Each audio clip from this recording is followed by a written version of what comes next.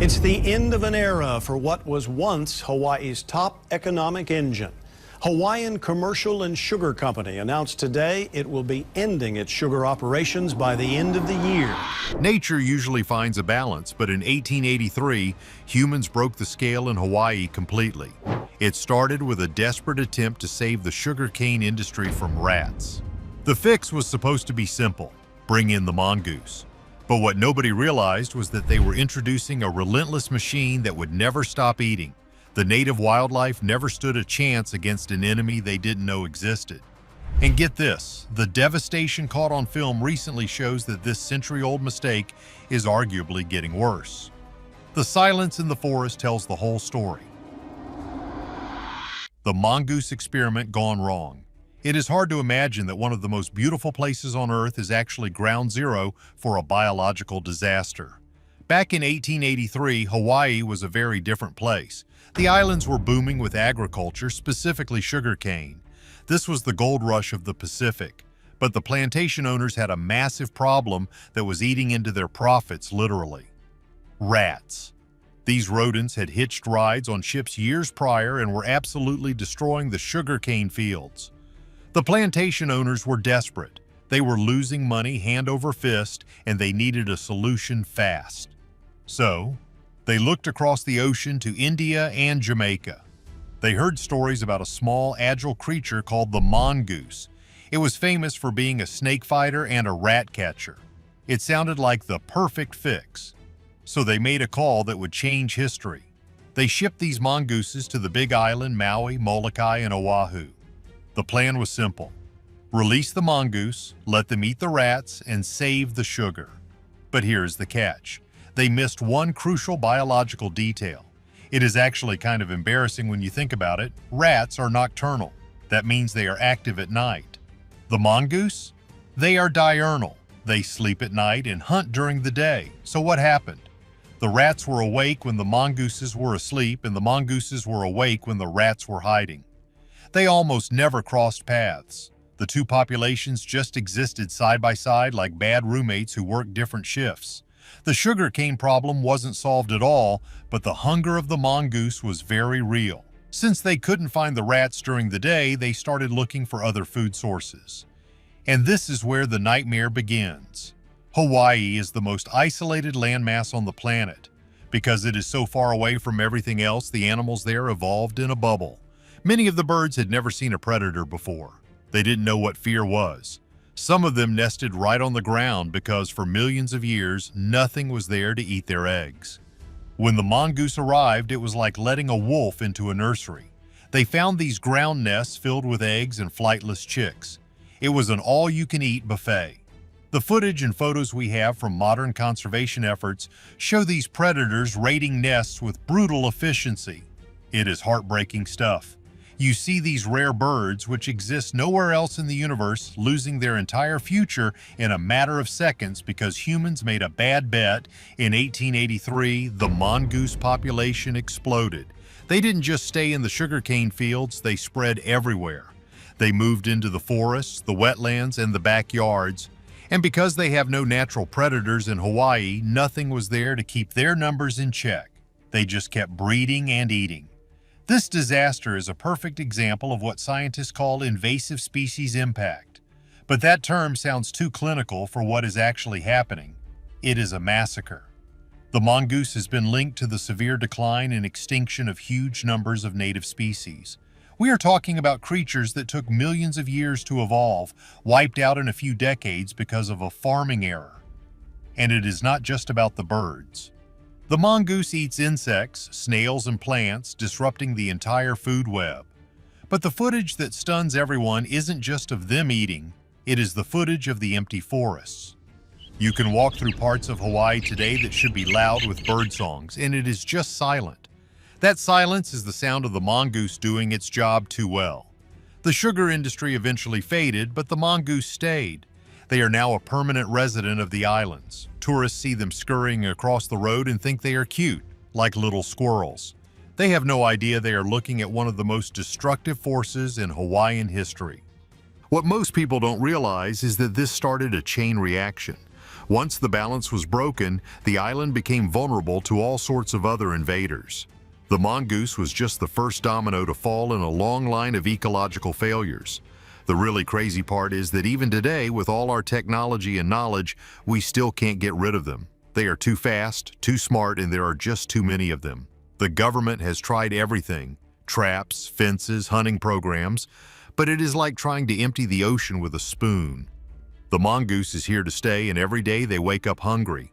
The footage of them prowling the undergrowth is a constant reminder of the 1883 mistake. But the mongoose isn't the only villain in this story. It turns out they had help destroying the ecosystem, and some of that help came from the most unexpected places. You might think the mongoose is the worst thing to happen to Hawaii, but wait until you hear about what happened next. The disaster in the sky was about to join the disaster on the ground, the extinction machine. So we have the mongoose patrolling the ground, eating everything that can't fly away, but the birds that could fly weren't safe either. While the mongoose was busy cleaning out the nests on the forest floor, another invader was launching an air assault. This one is much smaller, but arguably even deadlier. We need to talk about the mosquito. Originally, there were no mosquitoes in Hawaii. Imagine that, a tropical paradise with 0 mosquitoes. It sounds like a dream, right? But in the early 19th century, a whaling ship dumped some water barrels into a stream on Maui. Inside that water were mosquito larvae, just like the mongoose. The mosquitoes loved Hawaii. It was warm, wet, and full of things to bite. But the bite wasn't the main problem. It was what they carried in their blood. The mosquitoes brought a disease called avian malaria. Now, think back to the isolation of Hawaii. The native birds had been living there for millions of years without ever being exposed to malaria. They had 0 immunity. When a mosquito bit a native bird, it was practically a death sentence. It is similar to when Europeans brought diseases to the Americas that the native populations couldn't handle. It was a biological wipeout. The combination of the mongoose on the ground and the mosquito in the air created an elimination zone that covered almost the entire island. The mongoose ate the eggs and the chicks of the ground-nesting birds like the nene goose and the dark-rumped petrel. If a bird managed to survive the mongoose and fly away, the mosquitoes were waiting for it in the lower elevations. This is why, if you go birdwatching in Hawaii today, you have to go way up high. The native birds have retreated to the tops of the mountains into the cold, high-altitude forests where it is too chilly for the mosquitoes to survive. They are essentially refugees on their own islands, squeezed into the very peaks of the volcanoes just to stay alive. It is not that simple, though the mongoose is starting to move up too. As the climate gets warmer, the mosquitoes are also able to live at higher altitudes. The safe zone for these birds is shrinking from both the top and the bottom. It is a squeeze play and the birds are losing. Let's look at the specifics. The mongoose has greatly diminished the population of the Newell's shearwater and the Hawaiian petrel. These are stunning birds. They spend their lives out at sea and only come to land to nest. They burrow into the ground thinking they are safe, but the mongoose has a nose for them. They dig them out and destroy the colony. The footage of these abandoned colonies is haunting. You see burrows that have been dug up, eggshells scattered around, and no birds. It is a ghost town. And remember, these birds don't reproduce fast. They lay 1 egg a year. If a mongoose eats that egg, that is the entire generation for that year gone. If the mongoose eats the mother, that is the potential for decades of eggs gone. The tragedy is also cultural. In Hawaiian culture, these species aren't just animals, they are family. They are connected to the gods and the ancestors. When a species goes extinct, it is like a piece of the culture is being erased. The silence in the forest isn't just ecological, it is spiritual. And getting back to the mosquitoes, they are vectors for other things too. Dengue fever and West Nile virus are knocking on the door. If West Nile gets to Hawaii, it could be the final nail in the coffin for the remaining bird species. The state is terrified of this. They have traps and monitors everywhere trying to stop the next wave of disease. But the interaction between the invasive species is what makes this so complicated. The mongoose eats the rats, but not enough to stop them. The rats also eat the bird eggs. The rats also eat the native plants. The mosquitoes bite the birds. It is a tangled mess of destruction. And we haven't even talked about the plants yet. You might think, okay, the animals are in trouble, but at least the jungle is still green, right? Well, yeah, it is green, but it is the wrong kind of green. The forest itself is being replaced by invaders that are changing the very soil the island is made of. See, the mongoose and the mosquito are just the hunters. But to truly destroy an ecosystem, you need to destroy the home itself. And there is a different kind of army marching through the Hawaiian forest, one that has hooves and horns. The forest floor was about to be trampled into mud. Pigs in paradise. So far, we have covered the assassins, the mongoose and the mosquito. Now we need to talk about the tanks. These are the heavy hitters that physically smash the environment to pieces.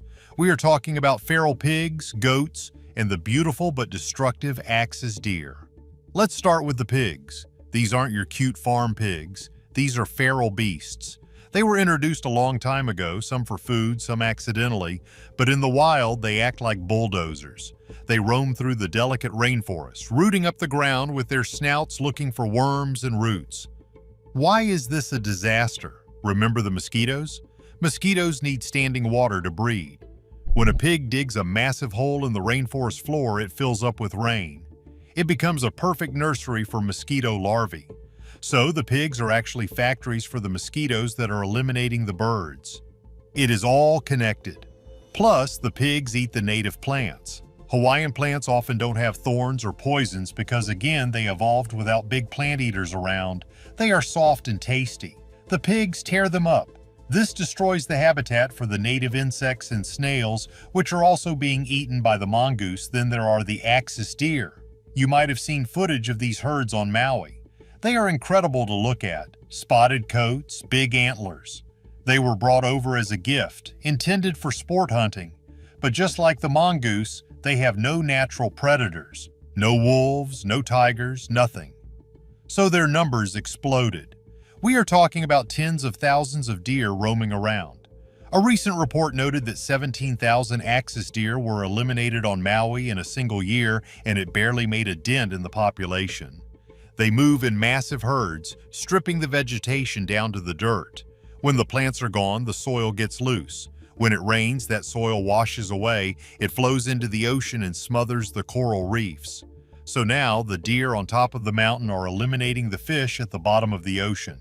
It is a chain reaction of destruction.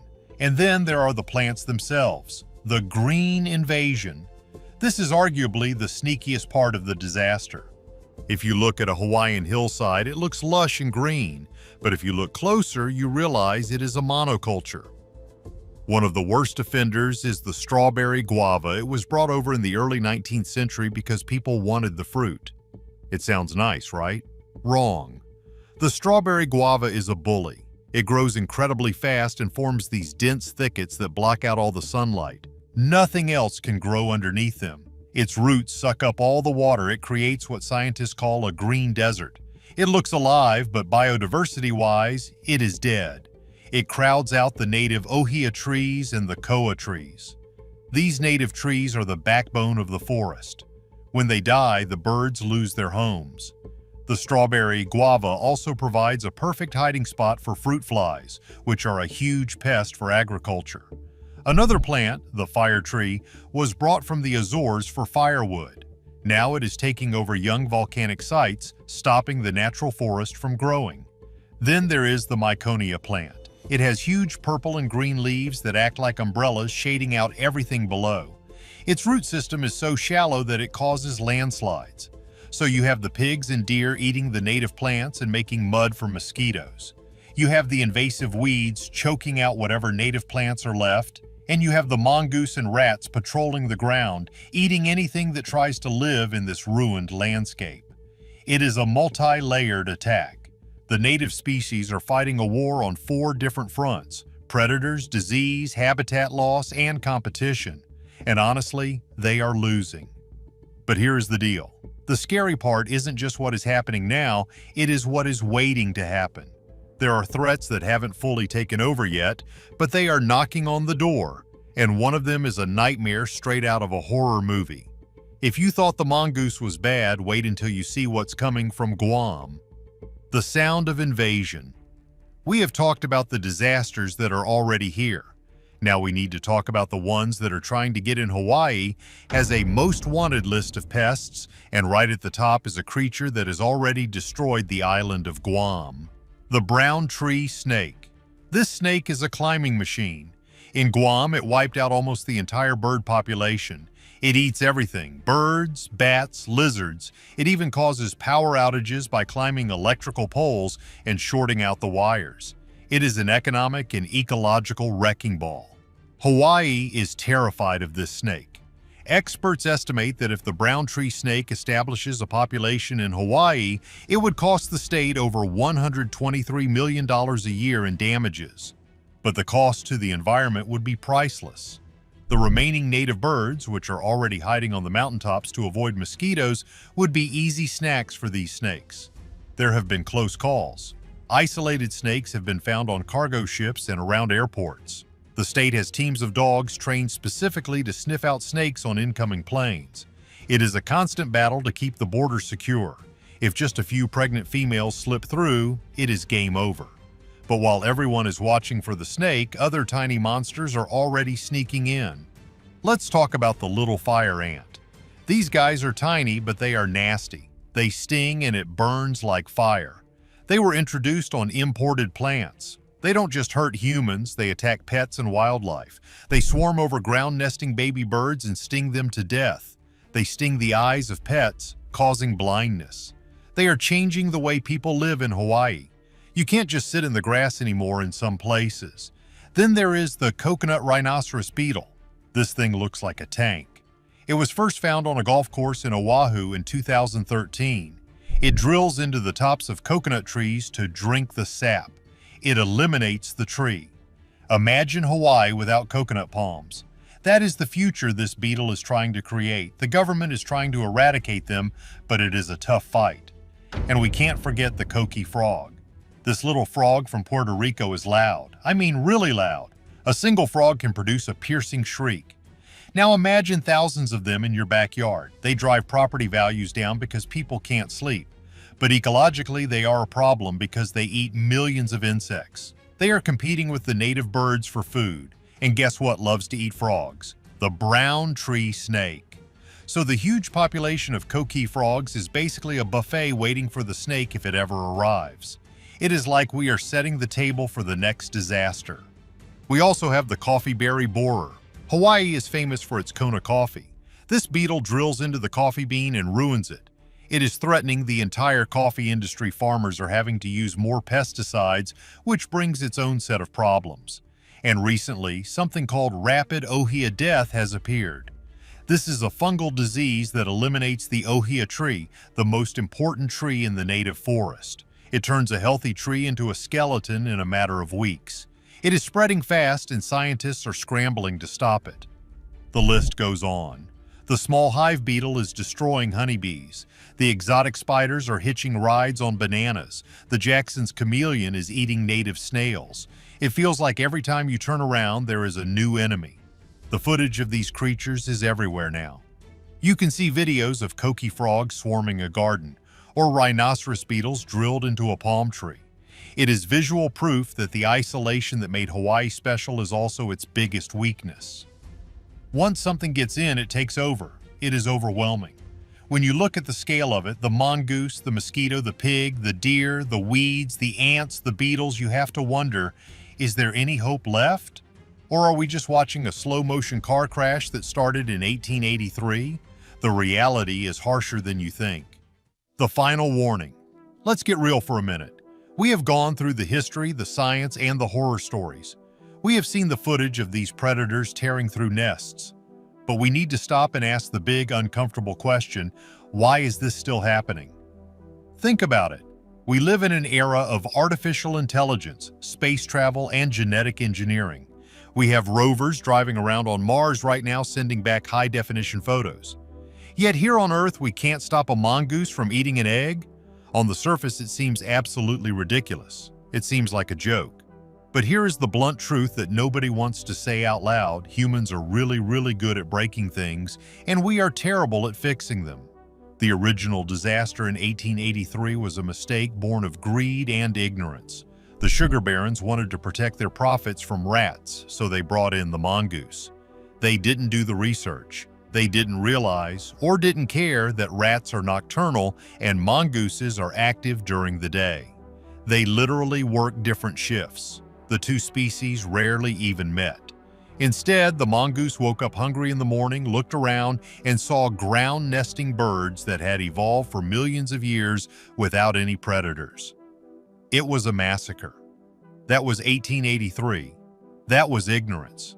But the current situation, what is happening right now, that isn't ignorance anymore, that is a failure of priority. Hawaii is often called the extinction capital of the world. That isn't a nickname you put on a license plate, it is a warning siren. Yet the state gets a tiny fraction of the federal funding it actually needs to fight these battles. We are talking about the front line of a biological war, and the budget to save these species is peanuts compared to what the government spends on almost anything else. We can fund billion-dollar fighter jets without blinking. But asking for money to build a fence to save a species that has existed since before humans walked the earth?